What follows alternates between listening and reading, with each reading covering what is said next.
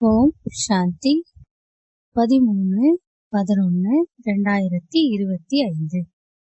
இனிமையான குழந்தைகளே, நீங்கள் துக்கத்தை சகித்துக் கொள்வதிலேயே நிறைய நேரத்தை வீணடித்தீர்கள். இப்பொழுது உலகம் மாறிக்கொண்டிருக்கிறது.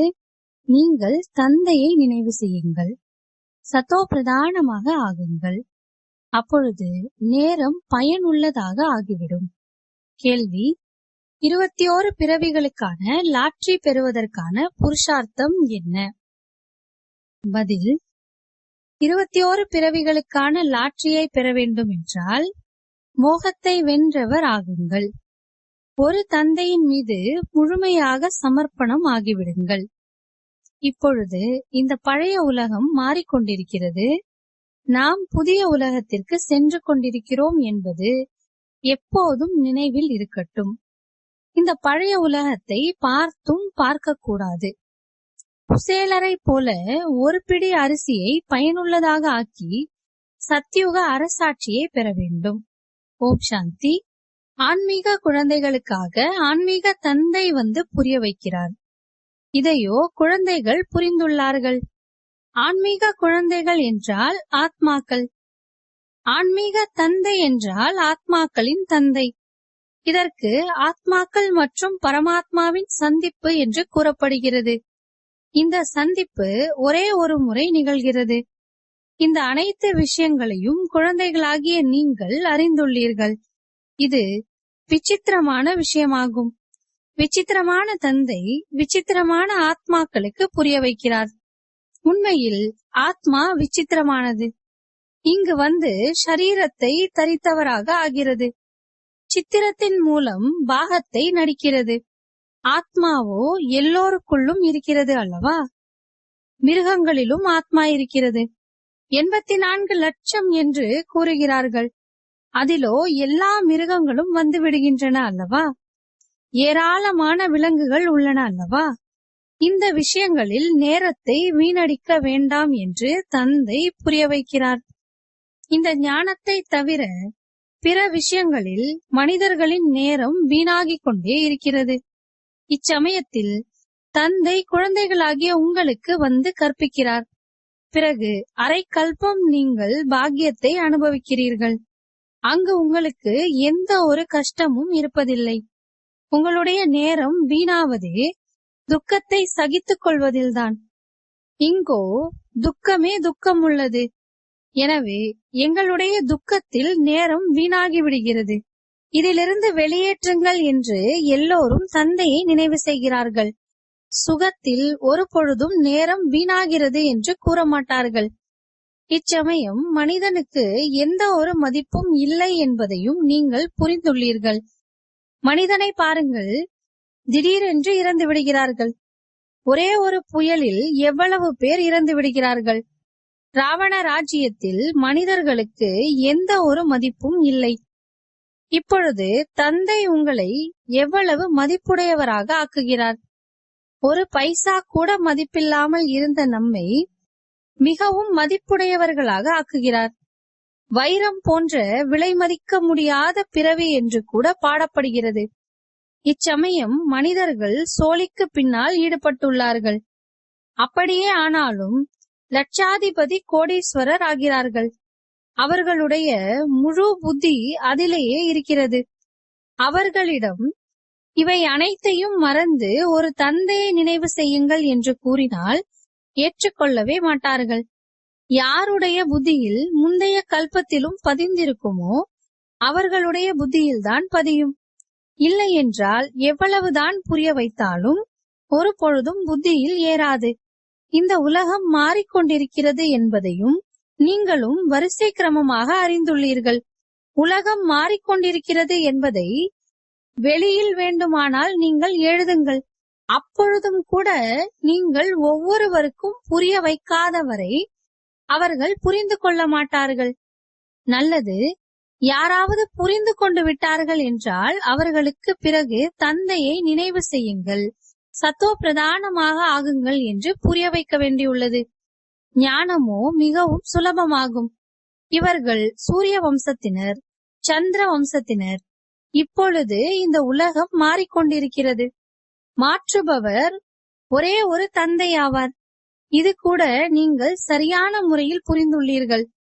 அதுவும் வரிசை கிரமமாக, முயற்சிக்கேற்ப. மாயை முயற்சி செய்ய விடுவதில்லை. பிறகு இது கூட நாடகப்படி அந்த அளவு முயற்சி நடப்பதில்லை என்று நினைக்கிறார். ஸ்ரீமத் மூலமாக நாம் நமக்காக இந்த உலகத்தை மாற்றிக் கொண்டிருக்கிறோம் என்பதை இப்பொழுது குழந்தைகளாகிய நீங்கள் அறிந்துள்ளீர்கள். ஸ்ரீமத் இருப்பதே ஒரே ஒரு சிவபாபாவினுடையதாக. சிவபாபா சிவபாபா என்று கூறுவதோ மிகவும் சுலபம். வேறு யாருமே சிவபாபாவையோ ஆஸ்தியையோ அறியாதிருக்கிறார்கள். பாபா என்றால் ஆஸ்தி.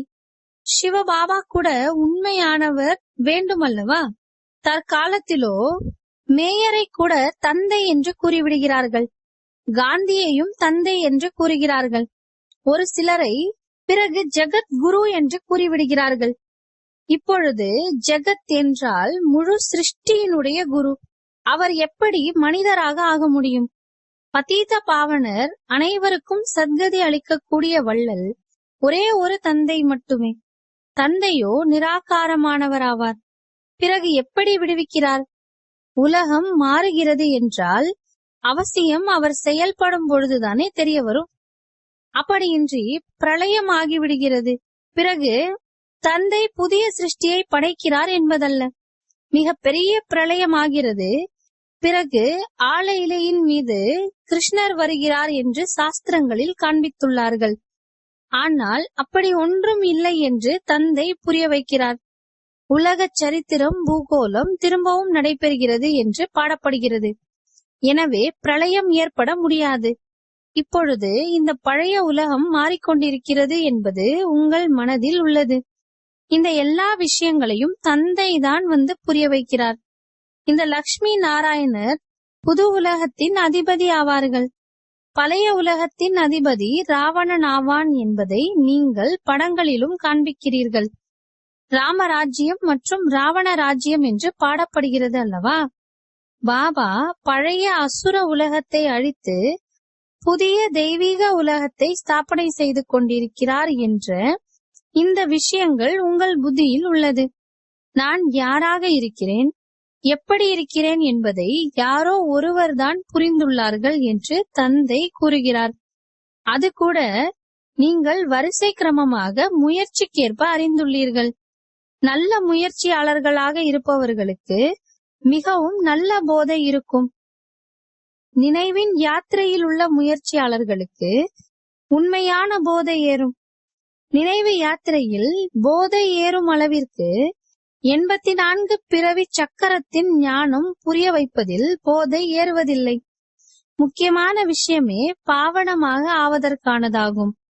வந்து பாவனமாக ஆக்குங்கள் என்று கூப்பிடவும் செய்கிறார்கள். வந்து உலக அரசாட்சியை கொடுங்கள் என்று கூப்பிடுவதில்லை. பக்தி மார்க்கத்தில் கதைகள் கூட எவ்வளவு கேட்கிறார்கள். உண்மையிலும் உண்மையான சத்திய நாராயணரின் கதையோ இதுவாகும். அந்த கதைகளையோ ஜென்ம ஜென்மாந்திரமாக கேட்டு கேட்டு கீழேயே இறங்கி வந்துள்ளீர்கள். பாரதத்தில்தான் இந்த கதைகளை கேட்கும் வழக்கம் உள்ளது. வேறு எந்த கண்டங்களிலும் கதைகள் ஆகியவை இருப்பதில்லை. பாரதத்தை தான் பக்தி நிறைந்த தேசம் என்று கருதுகிறார்கள். ஏராளமான கோவில்கள் பாரதத்தில் உள்ளன. கிறிஸ்தவர்களுக்கோ ஒரே ஒரு சர்ச் மட்டுமே இருக்கும். இங்கோ பல்வேறு விதமான ஏராளமான கோவில்கள் உள்ளன. உண்மையில் ஒரே ஒரு சிவபாபாவின் கோவில் தான் இருக்க வேண்டும். பெயர் கூட ஒன்றாகத்தான் இருக்க வேண்டும். இங்கோ ஏராளமான பெயர்கள் உள்ளன. வெளிநாட்டினர் கூட இங்கு கோவில்களை பார்க்க வருகிறார்கள். பழமையான பாரதம் எப்படி இருந்தது என்பது பாவம் அவர்களுக்கு தெரியாது. 5000 வருடங்களுக்கு மேல் எந்த ஒரு பழைய பொருளும் இல்லை. அவர்களோ லட்சக்கணக்கான வருடங்களின் பழைய பொருள் கிடைத்தது என்று நினைக்கிறார்கள். இந்த கோவில்களில் படங்கள் ஆகியவை அமைக்கப்பட்டு 2500 வருடங்கள் தான் ஆகியுள்ளன. முதலில் சிவனுக்குத்தான் பூஜை நடக்கிறது. அது ஒருவரை மட்டும் வணங்கும் கலப்படமற்ற பூஜை ஆகும். அதே போல கலப்படமற்ற ஞானம் என்று கூறப்படுகிறது. முதலில் ஒரே ஒருவருக்கு பூஜை, பிறகு ஆவது பலருக்கு பூஜை. இப்போது பாருங்கள், தண்ணீர், மண் ஆகியவற்றிற்கும் பூஜை செய்து கொண்டிருக்கிறார்கள். நீங்கள் எவ்வளவு செல்வத்தை பக்தி மார்க்கத்தில் இழந்துள்ளீர்கள் என்று இப்பொழுது எல்லையில்லாத தந்தை கூறுகிறார். எவ்வளவு ஏராளமான சாஸ்திரங்கள், ஏராளமான படங்கள் உள்ளன. கீதைகள் எவ்வளவு ஏராளமாக உள்ளன. இவை அனைத்தின் மீதும் செலவு செய்து செய்து நீங்கள் எப்படி ஆகிவிட்டீர்கள் என்று பாருங்கள். நேற்றைக்கு உங்களை இரட்டை கிரீடம் அணிந்தவர்களாக உயர்த்தியிருந்தேன். பிறகு நீங்கள் எவ்வளவு ஏழையாக ஆகிவிட்டுள்ளீர்கள். நேற்றைய விஷயமாகும் அல்லவா? உண்மையில் நாம் 84 பிறவி சக்கரம் சுற்றி வந்துள்ளோம் என்பதை நீங்களும் புரிந்துள்ளீர்கள். இப்பொழுது நாம் மீண்டும் இது போல ஆகிக் கொண்டிருக்கிறோம். பாபாவிடமிருந்து ஆஸ்தி பெற்றுக் கொண்டிருக்கிறோம். பாபா அடிக்கடி அறிவுறுத்தி முயற்சி செய்விக்கிறார். கீதையில் கூட மன்மனாபவ என்ற வார்த்தை உள்ளது. ஒரு சில வார்த்தைகள் சரியாக உள்ளது, பெரும்பாலும் மறைந்து விட்டுள்ளது என்று கூறப்படுகிறது. அதாவது தேவி தேவதா தர்மம் இல்லை, மற்றபடி சித்திரங்கள் உள்ளன. உங்களது நினைவார்த்தத்தை பாருங்கள், எவ்வளவு நன்றாக அமைக்கப்பட்டுள்ளது. இப்பொழுது நாம் மீண்டும் ஸ்தாபனை செய்து கொண்டிருக்கிறோம் என்பதை நீங்கள் புரிந்துள்ளீர்கள். பிறகு பக்தி மார்க்கத்தில் நம்முடையதே மிக சரியான நினைவார்த்தமாக அமையும். பூகம்பம் ஆகியவை ஏற்படும் பொழுது அதில் எல்லாமே அழிந்து போய்விடுகிறது. பிறகு அங்கு நீங்கள் எல்லாமே புதியதாக அமைப்பீர்கள். கலைகளோ அங்கு இருக்கும் அல்லவா? வைரங்களை வெட்டுவது, பட்டை தீட்டுவது கூட ஒரு கலையாகும். இங்கு கூட வைரங்களை வெட்டுகிறார்கள், பட்டை தீட்டுகிறார்கள், பின்னர் தயாரிக்கிறார்கள். வைரங்களை வெட்டுபவர்கள் கூட மிகவும் நிபுணர்களாக இருப்பார்கள். அவர்கள் பிறகு அங்கு செல்வார்கள். அங்கு இந்த எல்லா கலைகளுமே போகும். அங்கு எவ்வளவு சுகம் இருக்கும் என்பதை நீங்கள் அறிந்துள்ளீர்கள். இந்த லக்ஷ்மி நாராயணுடைய ராஜ்யம் இருந்தது அல்லவா? பெயரே சொர்க்கம் என்பதாகும். 100% செழிப்பு இருக்கும். இப்பொழுதோ திவாலாகி உள்ளீர்கள். பாரதத்தில் நகைகளினுடைய நாகரீகம் மிகவுமே உள்ளது. அது பரம்பரையாக வந்து கொண்டிருக்கிறது. எனவே குழந்தைகளாகிய உங்களுக்கு எவ்வளவு குஷி இருக்க வேண்டும். இந்த உலகம் மாறிக்கொண்டிருக்கிறது என்பதை நீங்கள் அறிந்துள்ளீர்கள்.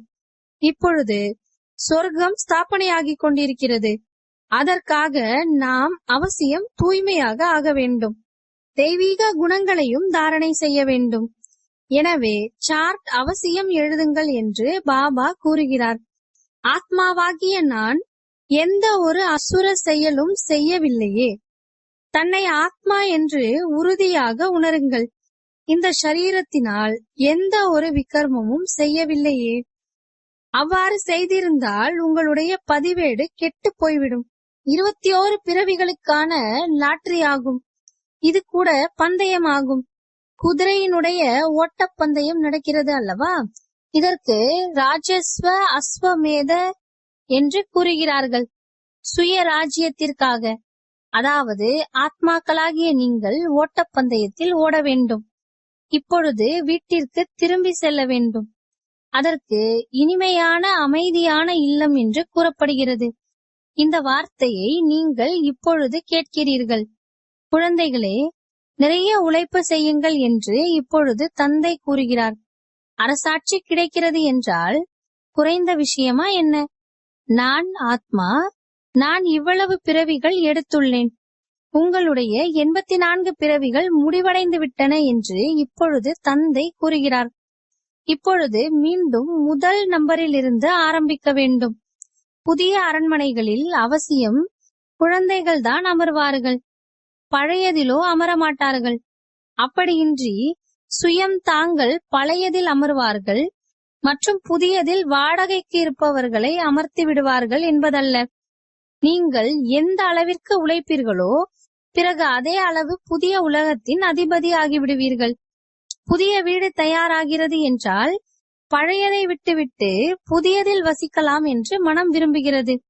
முதல் வீடு பழையதாக இருக்கும் பொழுதுதான் தந்தை குழந்தைகளுக்காக புதிய வீட்டை அமைக்கிறார். அங்கு வாடகை விடுவதற்கான விஷயமே கிடையாது. எப்படி அவர்கள் சந்திர மண்டலத்தில் நிலம் வாங்குவதற்காக முயற்சி செய்கிறார்கள், நீங்கள் பிறகு சொர்க்கத்தில் நிலம் வாங்கிக் கொண்டிருக்கிறீர்கள். எந்த அளவு ஞானம் மற்றும் யோகத்தில் இருப்பீர்களோ அந்த அளவு தூய்மையாக ஆவீர்கள். இது ராஜயோகமாகும். எவ்வளவு பெரிய அரசாட்சி கிடைக்கும். மற்றபடி இந்த சந்திர மண்டலம் ஆகியவற்றில் நிலத்தை தேடிக்கொண்டிருக்கிறார்கள். அவை அனைத்தும் வீணாகும். சுகம் கொடுக்கக்கூடியதாகவும் ஆகிவிடும். சுகம் கொடுக்கக்கூடிய இதே பொருட்கள் பிறகு விநாசம் செய்யக்கூடியதாகவும் துக்கம் கொடுக்கக்கூடியதாகவும் ஆகிவிடும். இனி போக போக படைகள் ஆகியவை குறைந்து போய்விடும். அணுகுண்டுகள் மூலமாகவே உடனுக்குடனே வேலை ஆகிக் கொண்டே போய்விடும். இந்த நாடகம் அமைக்கப்பட்டுள்ளது. சமயத்தில் திடீரென்று விநாசமாகிவிடும். பிறகு சிப்பாய்கள் ஆகியோரும் இறந்து விடுவார்கள். சாட்சியாகி பார்ப்பதில்தான் ஆனந்தம் உள்ளது. நீங்கள் இப்பொழுது ஃபரிஷ்தா ஆகிக் கொண்டிருக்கிறீர்கள். நமக்காகத்தான் விநாசமாகிறது என்பதை நீங்கள் அறிந்துள்ளீர்கள். நாடகத்தில் பாகம் உள்ளது. பழைய உலகம் முடிந்து போய்விடுகிறது. யார் எப்படி கர்மம் செய்கிறார்களோ அவ்வாறே அனுபவிக்க வேண்டியுள்ளது அல்லவா? இப்பொழுது சந்நியாசிகள் நல்லவர்கள் என்று வைத்துக் கொள்ளலாம். பிறவியோ பிறகும் இல்லறத்தார்களிடம்தான் எடுப்பார்கள் அல்லவா? சிறந்த பிறவியோ உங்களுக்கு புது உலகில் கிடைக்க வேண்டியுள்ளது. பிறகும் சமஸ்காரத்திற்கு ஏற்ப சென்று அவ்வாறு ஆவீர்கள். நீங்கள் இப்பொழுது புது உலகத்திற்காக சமஸ்காரத்தை எடுத்து செல்கிறீர்கள். பிறவியும் அவசியம் பாரதத்தில்தான் எடுப்பீர்கள். யார் மிகவும் நல்ல பக்திமானாக இருப்பார்களோ அவர்களிடம் பிறவி எடுப்பீர்கள். ஏனெனில் நீங்கள் அப்படிப்பட்ட கர்மங்களையே செய்கிறீர்கள். எப்படி எப்படி சமஸ்காரமோ அதற்கேற்ப ஜென்மம் ஆகிறது. நீங்கள் மிகவும் உயர்ந்த குலத்தில் சென்று பிறவி எடுப்பீர்கள். உங்களைப் போல கர்மம் செய்பவர்கள் வேறு யாரும் இருக்க மாட்டார்கள். எப்படி படிப்பு, எப்படி சேவையோ அப்படியே பிறவி. இறக்கக்கூடியவர்களோ நிறைய பேர் இருப்பார்கள். முதலில் வரவேற்பவர்களும் செல்ல வேண்டியுள்ளது. இப்பொழுது இந்த உலகம் மாறிக்கொண்டிருக்கிறது என்பதை தந்தை புரிய வைக்கிறார். தந்தையோ சாட்சாத்காரம் செய்வித்துள்ளார். பாபா தன்னுடைய உதாரணத்தையும் கூறுகிறார். காட்சியை பார்த்தார். 21 பிறவிகளுக்கான அரசாட்சி கிடைக்கிறது. அதற்கு முன்னால் இந்த 10 லட்சம் 20 லட்சம் என்பது என்ன? எனக்கு அரசாட்சி கிடைத்தது. அவருக்கு அற்பமானதுதான். பங்குதாரர்களுக்கு எவ்வளவு வேண்டுமோ எடுத்துக் கொள்ளுங்கள் என்று கூறிவிட்டார். எந்த கஷ்டமும் ஆகவில்லை. குழந்தைகளுக்கும் கூட புரிய வைக்கப்படுகிறது. பாபாவிடமிருந்து நீங்கள் என்னென்ன பெறுகிறீர்கள்? சொர்க்கத்தின் அரசாட்சி. கூடுமான வரை சென்டர்கள் திறந்து கொண்டே செல்லுங்கள். அநேகருக்கு நன்மை செய்யுங்கள். உங்களுக்கு 21 பிறவிகளுக்கான சம்பாத்தியம் ஆகிக் கொண்டே இருக்கிறது. இங்கோ லட்சாதிபதி கோடீஸ்வரர் நிறைய பேர் இருக்கிறார்கள். அவர்கள் எல்லோருமே ஏழைகள் ஆவார்கள். உங்களிடம் நிறைய பேர் கூட வருவார்கள். கண்காட்சியில் எத்தனை பேர் வருகிறார்கள். பிரஜைகள் தயாராவதில்லை என்று நினைக்காதீர்கள். பிரஜைகள் நிறைய பேர் உருவாகிறார்கள். நன்றாக உள்ளது என்று நிறைய பேர் கூறுகிறார்கள். ஆனால் எங்களுக்கு நேரம் இல்லை என்பார்கள். சிறிதளவு கேட்டால் கூட பிரஜையில் வந்து விடுவார்கள். அழியாத ஞானத்தின் விநாசம் ஆவதில்லை. பாபாவின் அறிமுகம் அளிப்பது ஒன்றும் குறைந்த விஷயமா என்ன? ஒரு சிலருக்கு அப்படியே புல்லரித்து போய்விடும். உயர்ந்த பதவி அடைய வேண்டியிருந்தது என்றால் முயற்சி செய்ய முற்பட்டு விடுவார்கள். பாபா யாரிடமும் பணம் ஆகியவை வாங்க மாட்டார். குழந்தைகளினுடைய ஒவ்வொரு துளி துளியின் மூலம் குலமாகிறது. ஒரு சிலர் 1 ரூபாய் கூட அனுப்பிவிடுகிறார்கள். பாபா ஒரு செங்கலை வைத்து விடுங்கள் என்பார்கள். இது குசேலரின் ஒரு பிடி அரிசிக்கான பாடல் உள்ளது அல்லவா? உங்களுடையதோ இது வைரம், வைடூரியம் என்று பாபா கூறுகிறார். வைரம் போன்ற பிறவி எல்லோருக்கும் ஆகிவிடுகிறது. நீங்கள் வருங்காலத்திற்காக அமைத்துக் கொண்டிருக்கிறீர்கள். இங்கு இந்த கண்களால் பார்ப்பது அனைத்தும் பழைய உலகத்தினுடையது ஆகும் என்பதை நீங்கள் அறிந்துள்ளீர்கள். இந்த உலகம் மாறிக்கொண்டிருக்கிறது. இப்பொழுது நீங்கள் அமரபுரிக்கு அதிபதி ஆகிக் கொண்டிருக்கிறீர்கள். மோகத்தை வென்றவராக அவசியம் ஆக வேண்டியுள்ளது. பாபா, நீங்கள் வந்தீர்கள் என்றால் நாங்கள் சமர்ப்பணமாகி விடுவோம் என்று நீங்கள் கூறிக்கொண்டே வந்துள்ளீர்கள். வியாபாரமோ நன்றாக நடக்கும் அல்லவா? மனிதர்களுக்கு தெரியுமா என்ன? வியாபாரி, ரத்தினங்களை அளிப்பவர், மந்திரவாதி போன்ற பெயர்கள் ஏன் உள்ளன என்று. ரத்தினங்களை வழங்குபவர் அல்லவா? அழியாத ஞான ரத்தினங்கள் ஒவ்வொன்றும் விலை மதிப்பிட முடியாத மகா வாக்கியங்கள் ஆகும். இது பற்றி ரூப் பசந்த் என்ற ஒரு கதையும் உள்ளது அல்லவா? நீங்கள் ரூப் பசந்த் ஞான யோகம் உடையவராவீர்கள். நல்லது.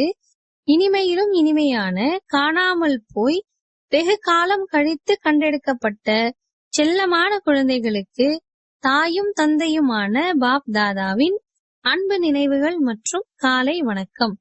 ஆன்மீக குழந்தைகளுக்கு ஆன்மீக தந்தையின் நமஸ்காரம்.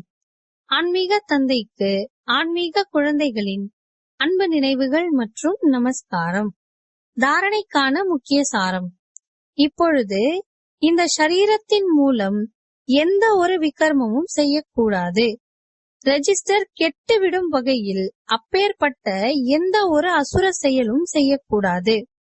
ஒரு தந்தையின் நினைவின் போதையில் இருக்க வேண்டும்.